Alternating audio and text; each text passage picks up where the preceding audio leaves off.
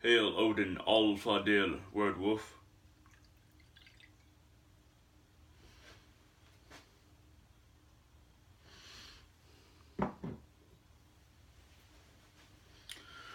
Over the past several months, I've been contacted by around 2 dozen people interested in Odin. Learning about Odin, trying to figure out if he exists, and if he does exist, who he truly is.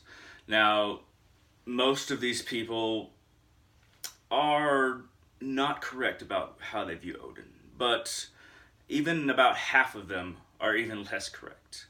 Let me explain. Now, Odin, we obviously call the All-Father.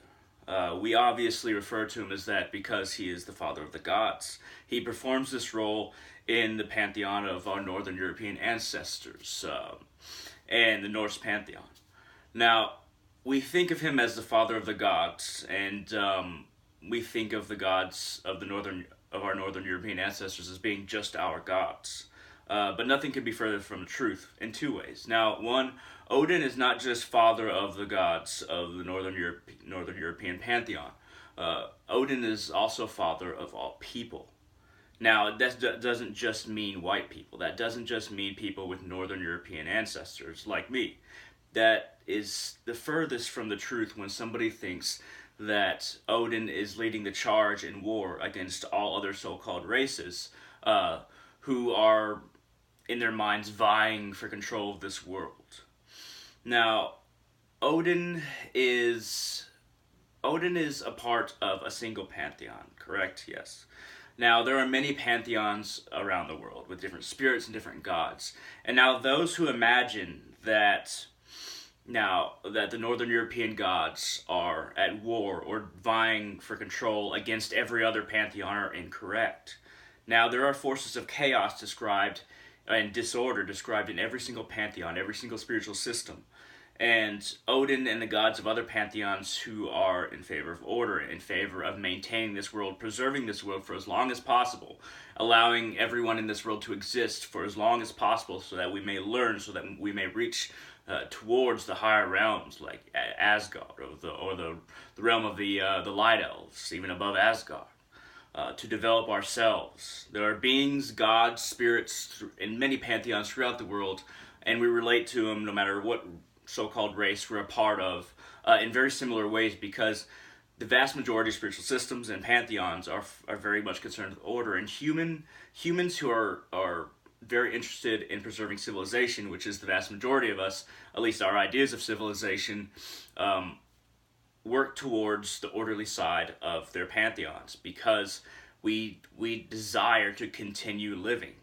Now, this desire to continue living is very universal, but it's also very much misunderstood because we think that the goal of life is just to live a lot of the time, when in fact the goal of life on this earth is to achieve higher levels of life elsewhere, even here, but also transcend into greater and greater dimensions along the tree of Yggdrasil. Now, different pantheons and different spiritual traditions, Yggdrasil is called different things. But the gods and spirits and beings of order who lead one up that tree, no matter what a pantheon refers to a cosmos, or rather multiverse, transdimensional understanding and the connection between the different dimensions.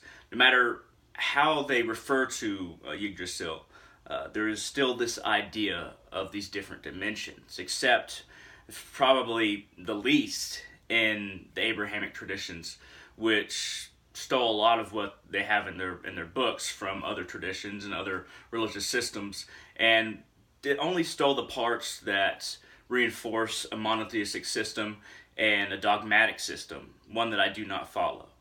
Now, over time, as I got to know some of these people over the last several months, they were kind of interested in the gods, how to get close to them, and I explained different rituals. I explained how to do this and that, how to make an offering, how to set up an altar, what colors could be put on the altar in relation to a god, whether it be Odin or Thor or Freyr, or even certain Hindu gods. And, I consider my father, Odin Alfadir Wolf, I consider my divine mother, Kali Ma. Now, this may seem incredibly strange to somebody who is outside the realm of understanding the gods as being part parts of the same multiverse. But I digress. As time passed, I started to realize that the offerings and the rituals and the teachings that gods can give and do give, and I've learned so much from Odin. I've learned so much from Kali, my two chief deities. But they were interested in immediate results, and immediate results do not come. They're interested in limited effort to gain maximum insight, to gain maximum connection and experience of the gods, and in this case, I'm talking about Odin. So some of these people wanted just these immediate results, and if I do this, then I get something in return. It doesn't work that way. You can't just give immediately and accept an immediate response. There's giving offerings and doing certain rituals. They do increase the connection, but there are other things that you have to attune within yourself. It's not all external. So when I started to focus on the internal things that you have to do, and it didn't have to do with just believing what I believe, but truly understanding yourself as a person, what motivates you and why you do what you do every day, truly analyzing what you want from the gods, and do you just want things from the gods, or are you willing to sacrifice certain things that have become a comfort in your life? And I'm just talking about the internal nature of oneself. Odin offered himself to himself. And that is the example we have to follow. We have to follow the example of our fathers. So there are certain things within that we have to do. We have to be able to sacrifice our outdated understanding. And I say outdated because as the 9 worlds along Yggdrasil, which are actually different dimensions, as they're zipping back up, all of the selfishness, all of the fear, all of the hatred that was our connection to the gods hundreds of years ago has changed slightly. We're starting to get actually closer to them because the aspects of the gods that were more materialistic, very, very associated with Midgard, with our war with other people, are starting to be the smallest parts of the gods that we're connected to.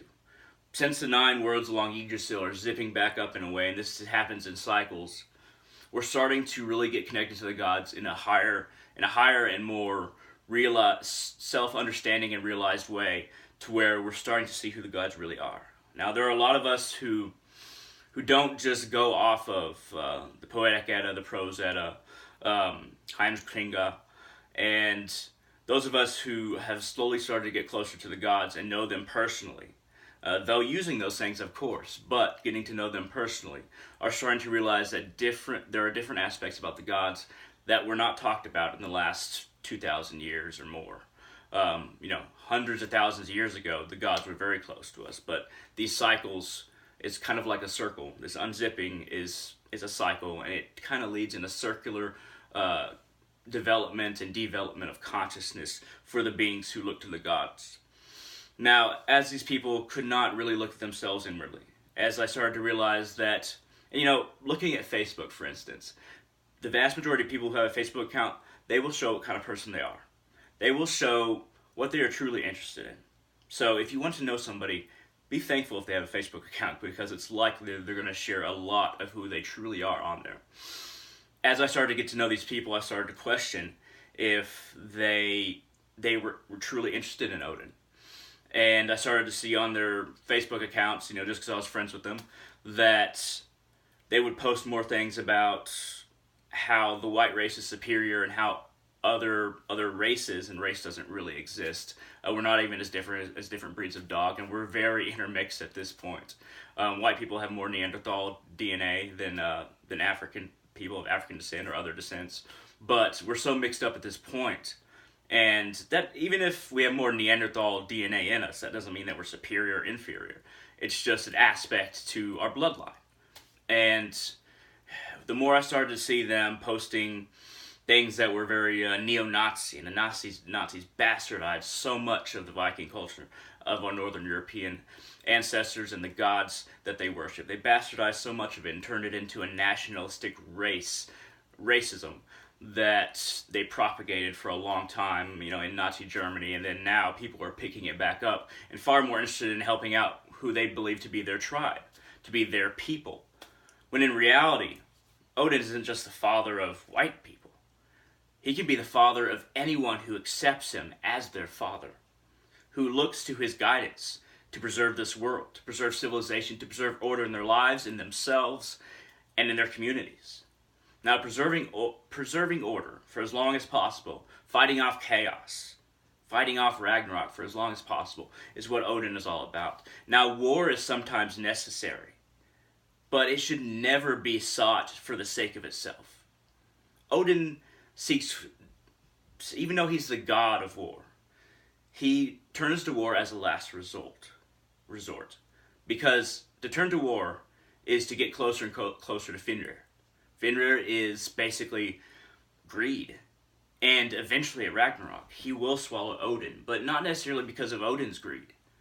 Fenrir, which is greed in the multiverse, will swallow Odin because at the very end of this cycle, everybody who looks to the gods will become more and more greedy.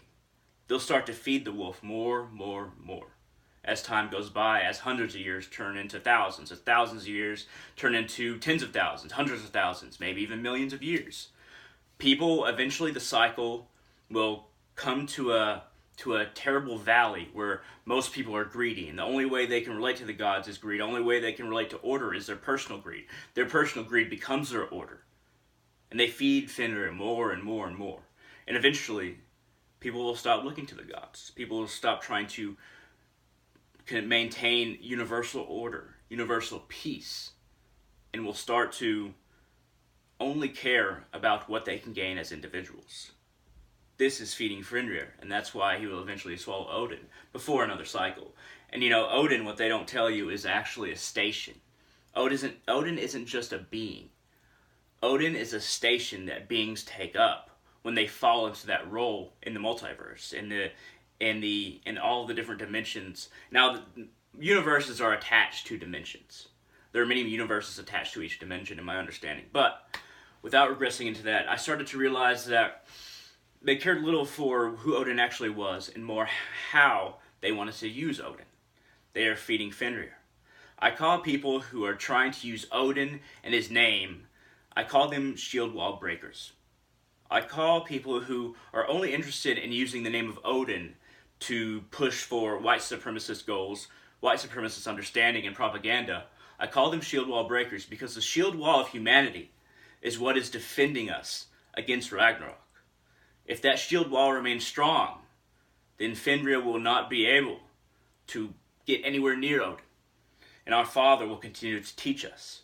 But as people, no matter, even if they're supremacists of any so-called race, which race doesn't really exist, but so-called race, they are also shield wall breakers. Anyone who tries to just push for the propaganda and the agenda of the people that they consider their own because of skin color, because of their limited understanding of bloodline and heritage, and their limited understanding of the gods, anyone around the world, no matter who you are, is a shield wall breaker. And this shield wall of humanity is what we must hold strong.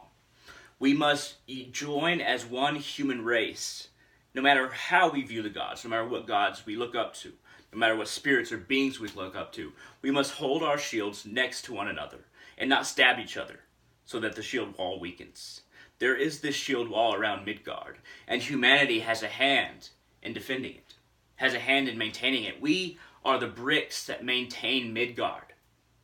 We are the mortar. Our very blood is the mortar, not blood of one single so-called race, one single so-called ethnicity or culture, but all together, this one blood that is humanity. That is the mortar for the wall around Midgard. And now Midgard isn't one planet, it isn't even just Earth. I'm talking about the entire universe, and the universes around them, and the universes around this one universe. Now, in the Milky Way is just a single galaxy within the universe that we're in. But this universe and all the universes around us, directly around us, at our place along Yggdrasil, that is Midgard. And now there are forces of chaos, other dimensional beings, other terrible forces below us, always trying to get in. Truly forces of chaos. And in Christianity, they call them demons, or devils, or Satan, or Lucifer. And they're not far off the mark, but they usually think of anybody who's not Christian as being on Satan's side, which is ridiculous. It's black and white. It doesn't make any sense. It doesn't actually even refer to truth. So is always trying to get into this fertile land that Freyr comes down to bring bounty to us in. And that's why Freyr is usually seen as descending, while as Freya is ascending. Freyr descends as rain in order to bring us bountiful harvest. He descends, and his symbol is the phallus because he impregnates the earth so that we may maintain our resources, our supplies, and we should never forget Freyr. I've worked with Freyr a little bit, and he's a Vanir, and he's very cycle and time oriented. But he's a god of fertility, not because he just allows fertility to human beings, but he allows fertility everywhere. And him and Surt, the fire giant, the Jotun from Muspelheim, he is the agent of destruction. He is an agent of chaos, but he is also a necessary agent, even more so than Fenrir. And even Fenrir is necessary because cycles do need to end. But Surt, he is both there at the creation and destruction of the cycle. He's most connected with Midgard at those times. Him and Freyr will kill each other. So Freyr maintains, in a way. He allows for a continuous creation and allows for an equal exchange and balance in nature, whereas Surt burns everything. But he also allows those ashes to exist from which everything rises. Niflheim and Muspelheim, these two basic sides, matter and antimatter, caused the beginning of this universe and many other universes around this one.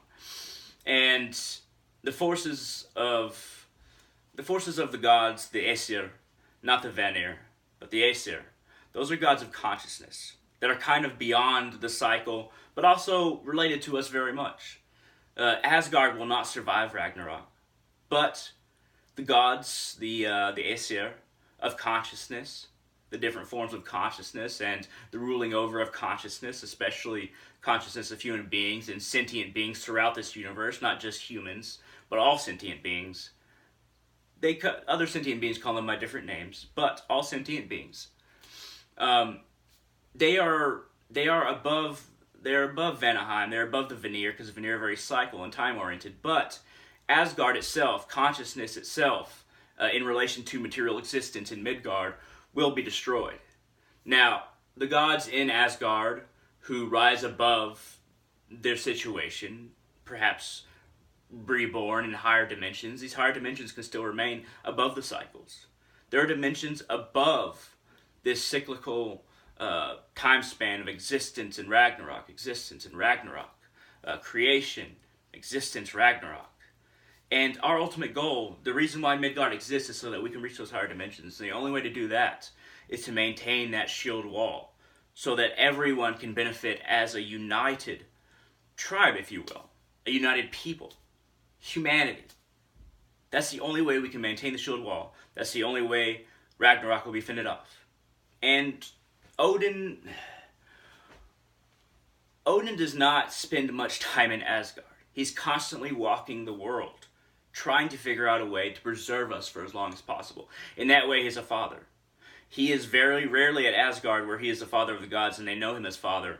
And in a way, like a father is often absent from the house because he has to work, Odin is often, most of the time, absent from his house in Asgard, in Valhalla, his hall in Asgard. But because he is walking this world, getting to know us as children, trying to understand, and even at his level, he doesn't understand everything, and looking for ways to extend our time so that we can reach his level, so that we can reach to where he is. Not just so we can kneel before him forever, but so that we, maybe, will surpass him. That's how much Odin loves us. That's how much he wants to preserve humanity. Now, a lot of the people who are interested in white supremacy, and not the gods, in truth, they discard the runes. They don't care about the runes. They think it's just a sense of divination. That doesn't have anything to do with Odin. That doesn't have anything to do with what I want to, use Odin for. They don't think that, mentally, but that is their goal.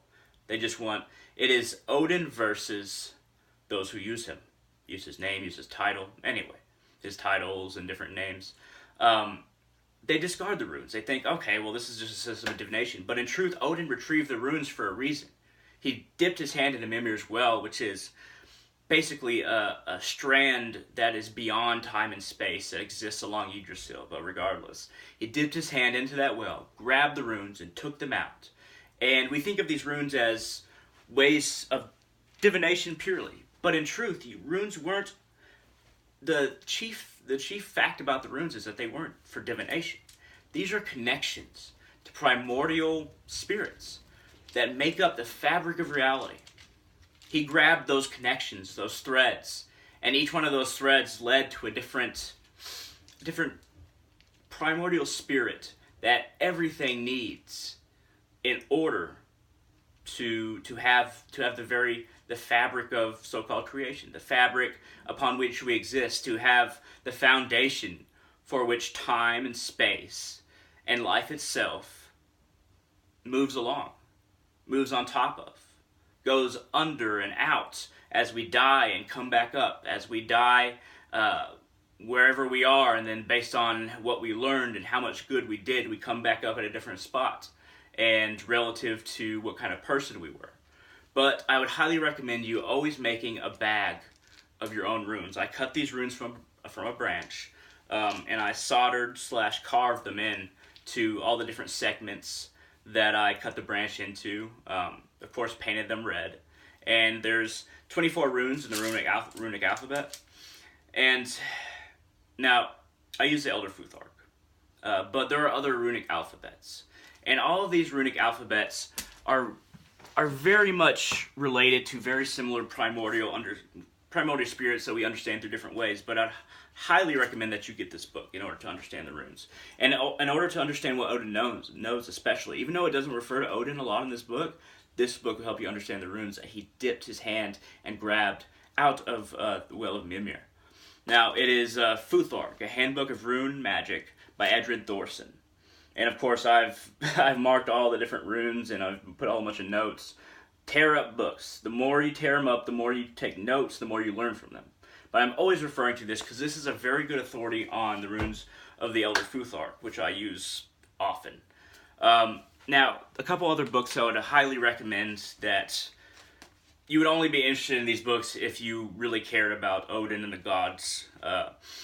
If you are more concerned about white supremacy, you probably will never have any use for the runes or even truly knowing Odin. You just want to use his name.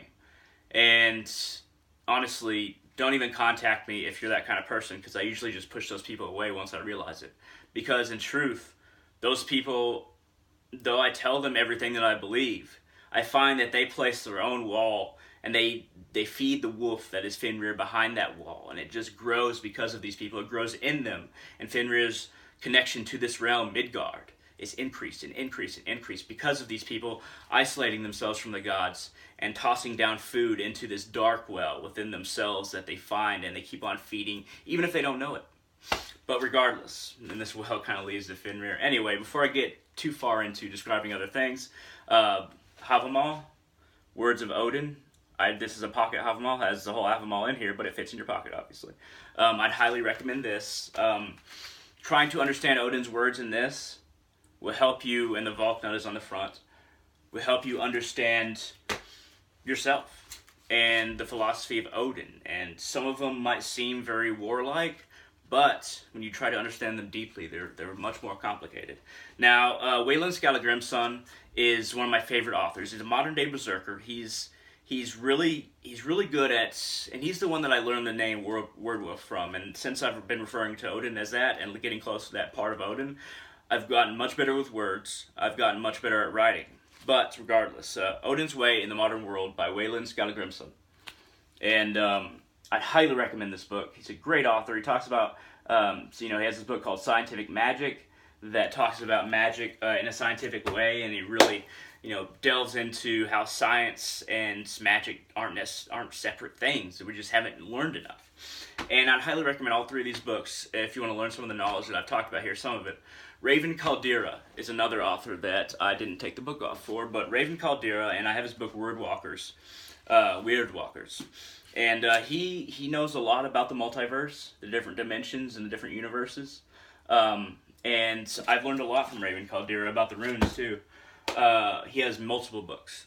Now, we pagans, I consider myself Hindu, but I'm not even, I'm not really classified as any one thing. I don't really like classifying myself because Hindus, they can believe in anything. I mean, there's no confines. It's even fewer confines than paganism, which, well, they're kind of the same thing. But if anything had fewer confines, it would be Hinduism. Anything other than paganism had fewer confines, it'd be Hinduism. A lot of people might be confused as to why Kalima and Odin are my divine parents, but that's a whole nother conversation completely. I have the runes Ansus on my forehead, facing both directions. Ansus is the rune for calling upon the gods. Now, when we look at ourselves through the mirror of the gods never suppose that they are something that is external.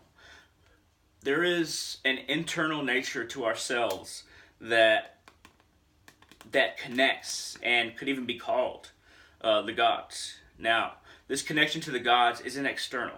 You can do bloats, you can do offerings, and those things are very important. But the connection to the gods is first and foremost within. So never forget that. And if you have any questions, and if you're not the kind of person who just wants to use the gods for white supremacy, feel free to contact me. I put my Facebook account right up here. You can comment on this video. I always listen. I always try to read every single comment, so I don't get to all of them recently because there's been so many. But feel free to like this video as well. Hit that thumbs up down there. It really helps out the channel. And if you have any questions about Odin, and you're not just interested in white supremacy, like about half of that 24 people that have contacted me in the several months, just this several months, feel free to contact me, and then we can get in touch and we can, work things out together. But, hey, thank you very much for watching. Hail Odin, Alfadir Wordwolf, hail the gods, and I will see all of you in the future.